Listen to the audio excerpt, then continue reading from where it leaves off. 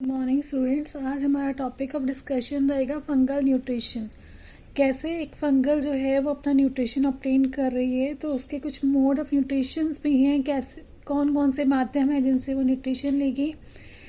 Video में आगे बढ़ने से पहले मैं सभी स्टूडेंट्स से रिक्वेस्ट करना चाहूँगी कि वो इस वीडियो को लाइक करें, चैनल को सब्सक्राइब कर लें ताकि फर्दर वीडियोज़ उनको मिलती रहें।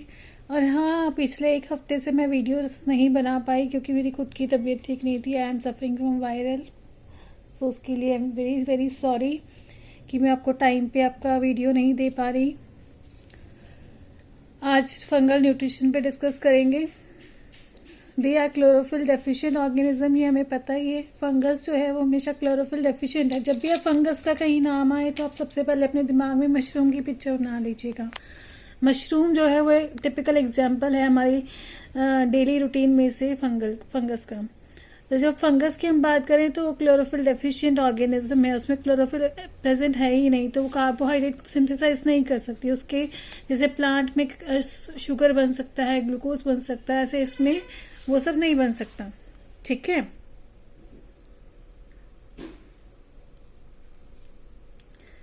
नेक्स्ट देखें। इसमें जितने भी फंगस है वो कीमो हेटरोट्रॉपिक है। Chemo heterotrophic, chemo means chemically वो ऑर्गेनिक फूड लेगा, अपना इनऑर्गेनिक फूड लेगा। और हेटरोट्रॉपिक मीन्स किसी और से लेगा, अब खुद नहीं बना रहा है वो। ठीक है, तो कीमो ऑर्गेनोट्रॉपिक ऑर्गेनिक फूड ले रहा है, केमिकली ऑर्गेनिक फूड ले रहा है किसी दूसरे ऑर्गेनिज्म से, and they need pre existing organic substances in their environment. इनके कुछ जहां फंगस मिलती है उसके आसपास इनको कुछ पहले से मौजूद जैविक पदार्थ होने चाहिए उस वातावरण में, तभी ये वहां पर पनप सकती हैं फंगस जो है। They are dependent on degradation of dead और लिविंग ऑर्गेनिक मैटर। ये किस पे डिपेंडेंट है? डिग्रेडेशन ऑफ डेड और लिविंग ऑर्गेनिक मैटर पे। जब कोई ऑर्गेनिक मैटर जो जैविक पदार्थ है धीरे धीरे उसका अपघटन होगा, तब वहां पर जो रिक्वायरमेंट होगी एनर्जी की, उस पर ये डिपेंडेंट है। क्योंकि इनको जितना भी इनका जो ये फंगस है, ये इनके बनने की प्रक्रिया जो है उस ऑर्गेनिक पदार्थ पर, जैविक पदार्थ पर निर्भर करती है जो वातावरण में उपस्थित है। जैसे जैसे वो डिग्रेड होता जाएगा, उससे निकलने वाली ऊर्जा, उससे निकलने वाला जैविक पदार्थ, वो सब ये ग्रहण करती है। ठीक है, स्मॉल मॉलिक्यूल्स क्या हैं इसके लिए? हम लोग वैसे तो बात करेंगे कि फोटोसिंथेसिस का जब हम बात करते हैं तो उससे स्मॉल मॉलिक्यूल्स में कार्बोहाइड्रेट, वाटर, ये सब मॉलिक्यूल्स आते हैं, क्लोरोफिल, सनलाइट।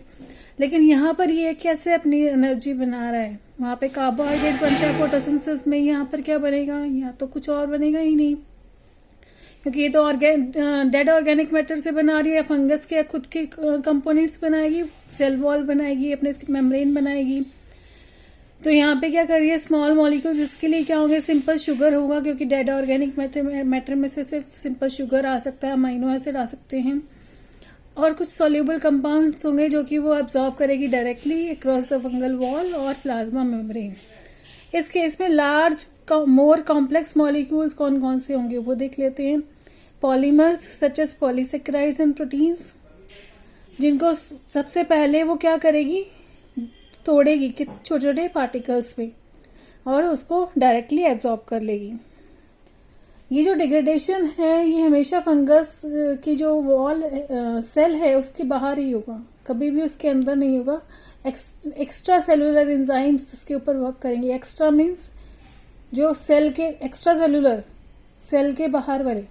ठीक है, which are either release through और are bound to the fungal wall, या तो फंगल वॉल के से चिपके हुए होंगे या फिर उससे दूर बाहर की तरफ रिलीज आउट होंगे। यहाँ देखिए, लार्ज ऑर्गेनिक कंपाउंड जो है उसके ऊपर फंगस जब एक्ट करेगी तो वहां पर क्या होगा? अपघटन होगा। अपघटन होने से क्या होंगे? छोटे जैविक पदार्थों का संचय हो जाएगा। यहाँ पर on the basis of mode of nutrition, जब हम मोड ऑफ न्यूट्रिशन की बात करें कि क्या क्या इसके पोषण के माध्यम क्या क्या हैं, तो इसे 4 बड़े भागों में बांटा गया है। पहला सेप्रोफाइट्स, दूसरा parasites, third is symbiotes, fourth one is predacious. ठीक है, तो सबसे पहले हम बात करेंगे सेप्रोफाइट्स या सेप्रोफिटिक फंजाई क्या होती है।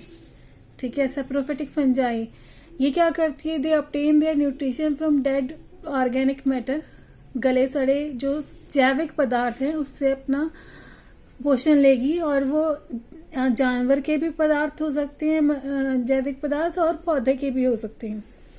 Some species bear special structures for absorption of nutrition called rhizoids. कुछ जो स्पीशीज हैं फंगस की उनमें स्पेशल स्ट्रक्चर्स होते हैं जिससे कि ये जो पोषण है इन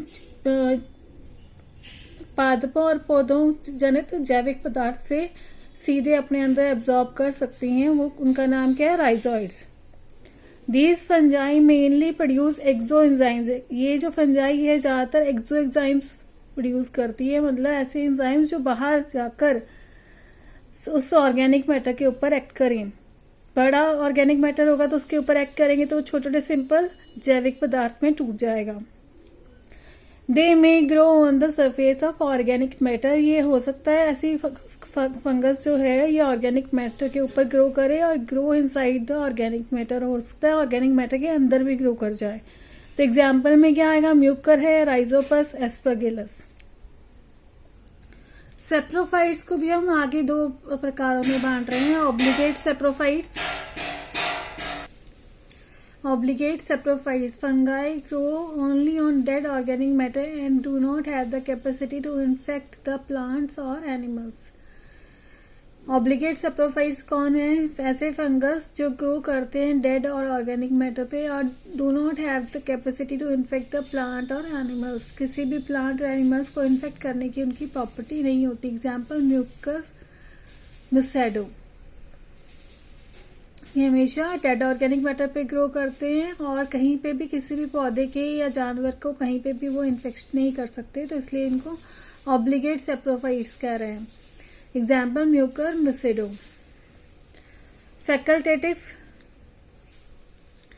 फैकल्टेटिव पार्शियल सेप्रोफाइट्स कौन कौन से हैं, these fungi live as parasites, ये ऐसे फंजाई हैं जो पैरासाइट्स की तरह रहते हैं, परजीवी की तरह रहते हैं, इसीलिए इनको पार्शियल भी कहते हैं। ठीक है, पार्शियल क्यों कहते हैं, क्योंकि पैरासाइट की तरह परजीवी की तरह रहते हैं, लेकिन जब होस्ट नहीं उपलब्ध होगा तो ये क्या करते हैं, they also obtain their food from material from the dead organic matter, और मृतजीवी की तरह भी बिहेव करते हैं। वैसे तो परजीवियों की तरह रहते हैं और जब इनको परजीवी की तरह रहने का मौका नहीं मिलता है तो ये मृतजीवी भी बन जाते हैं। तो एग्जाम्पल में क्या है, यूस्टिलेको, टोलिपोस्पोरियम, स्पेसिलोथिका, ये इसके एग्जाम्पल्स हैं। तो ये हमारा सेप्रोफिटिक फंजाई हुआ। नेक्स्ट हम बात करें पैरासिटिक फंजाई की। क्या होते हैं parasitic fungi, this fungi take food from other living plants and animals, ये कुछ दूसरे पौधों से अपना भोजन लेते हैं जिनको परजीवी भी कह रहे हैं, परजीवी कवक। The living organisms on which fungi grow are called host, जिस भी पदार्थ के ऊपर, जीवित पदार्थ के ऊपर ये अपना भोजन ले रहे होते हैं उस पदार्थ को क्या कह रहे हैं, या उस जीवित जंतु को क्या करे, जंतु भी हो सकता है, जीवित जीव भी हो सकता है, तो उसको क्या कह रहे हैं, होस्ट कह रहे हैं। The growing fungi are harmful to the host, जो ग्रोइंग फंजाई हैं वो हार्मफुल होते हैं होस्ट के लिए, क्योंकि जैसे जैसे वो बढ़ते जाएंगे ऐसे ऐसे उसमें डिजीज, बीमारियों के लक्षण बढ़ते जाएंगे, बीमारियां उत्पन्न जल्दी होंगी। तो कह सकते हैं कि जो ग्रोइंग फंजाई होगी वो हार्मफुल है और पैथोजेनिक है इन नेचर में, पैथोजेनिक जो डिजीज कॉज करने वाली होती है। Such relationship is known as parasitism, ऐसे होस्ट और पैरासाइट का रिलेशनशिप पैरासिटिज्म कहता है। ऐसी कवक का ऐसे होस्ट के साथ रिलेशनशिप पैरासिटिज्म कहला रहा है। Some parasitic fungi possesses specialized structures, कुछ स्पेशल स्ट्रक्चर्स होते हैं जिनको होस्टोरिया कह रहे हैं, जिससे कि वो न्यूट्रिशन एब्जॉर्ब कर रहे हैं होस्ट से। एग्जाम्पल देखिए, इरिसिफे, फाइटोफथोरा, एल्ब्यूगो। ये डायग्राम है होस्टोरिया का। होस्ट की सेल वॉल दिखाई है यहाँ पे फंगल की सेल वॉल दिखाई है। फंगल प्लाज्मा मेम्ब्रेन है यहाँ पर, और collar host plasma membrane, host cytoplasm vacuole, lomasome, fungal plasma membrane, apposition, fungal cell wall, fungal cytoplasm. तो ये जो नोब लाइक स्ट्रक्चर है ये होस्टोरिया है, जहां से वो न्यूट्रिशन गेन कर रहा है।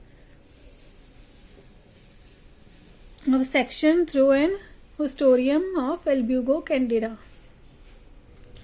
पैरासाइट्स भी दो प्रकार की हो सकती हैं, ऑब्लिगेट पैरासाइट ऐसे और फैकल्टेटिव पैरासाइट। ऑब्लिगेट पैरासाइट में हम बात करेंगे ऐसे कवक, ऐसे फंजाई जो लिविंग ऑर्गेनिज्म वाले पे ग्रो करते हैं, उनको ऑब्लिगेट पैरासाइट्स कह रहे हैं। एग्जाम्पल इरिसिफी। इरिसिफी जो है वो ऐसे कवक है जो सिर्फ लिविंग होस्ट के ऊपर ग्रो करेगा। फैकल्टेटिव पैरासाइट में वो आएंगे जो कि मृतोपजीवी हैं, सामान्य कंडीशंस में जो है वो मृतोपजीवी हैं, लेकिन जब साथ ही साथ उनके अंदर ये कैपेसिटी भी है कि वो लिविंग ऑर्गेनिजम्स के ऊपर भी रह सकते हैं। तो बोट्राइटिस सिनेरिया पेस्टेलोटिया ये एग्जाम्पल हैं इसके। नेक्स्ट हम बात करें सिम्बायोटिक फंजाई की। सिम्बायोटिक फंजाई क्या है? वह फंगस या वह कवक जो ग्रो कर सकती है किसी लिविंग ऑर्गेनिज्म के ऊपर भी और उसके अंदर भी, but both of them are mutually benefited.